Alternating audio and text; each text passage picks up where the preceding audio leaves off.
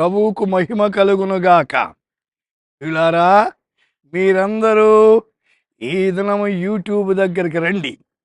అనేకులను ఆహ్వానించండి. ఈ దినము ఇర్మియా 31:24 అలసి ఉన్న వారి ఆశను తృప్తిపరచును. I have satisfied the very soul.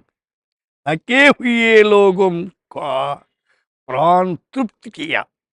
అవును, తృప్తి ఉండాల. మానవునికి లోకములో తృప్తే లేదు. ఎంత సంపాదించినా తృప్తి లేకుండా జీవిస్తున్నారు. ఇర్మియా గ్రంథములో 30:18 యాకోబు నివాస స్థలములను కరుణించి వారి గుడారములను నేను చెరలోని రప్పించను. అయితే ప్రభువు చెరలో ఉన్న వారిని విడిపించిన దేవుడు.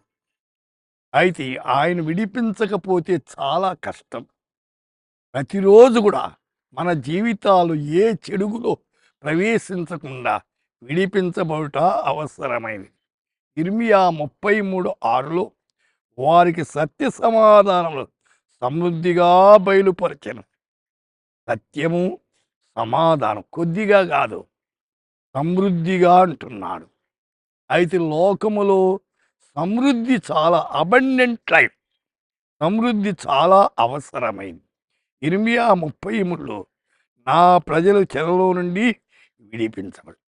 సోదరి సోదరుడు, ఏ చెరలో ఉన్నావు, ఏ పాపపు చెరలో ఉన్నా నువ్వు ప్రభు చెప్పు, ఆయన విడిపిస్తాడు. ఏస్కేలు 39:25 యాకోబు సంతతి వారిని చెర నుండి రప్పించను.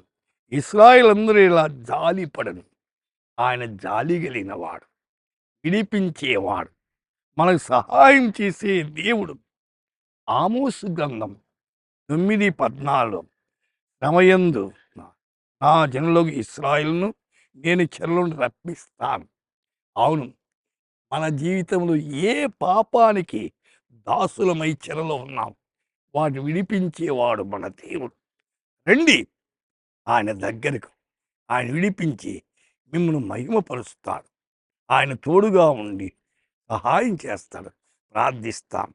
పరిశుద్ధుడా, మా శ్రోతలు ఏ చెరలో ఉన్నా, ఏ పాపములో ఉన్నా దాని నుండి బయటికి విడుదల చేసి నిత్య విశ్రాంతిలో ప్రవేశించేదా కృప చూపించడం యేసు నామమున ప్రార్థిస్తున్నాము తండ్రి. ఆమేన్.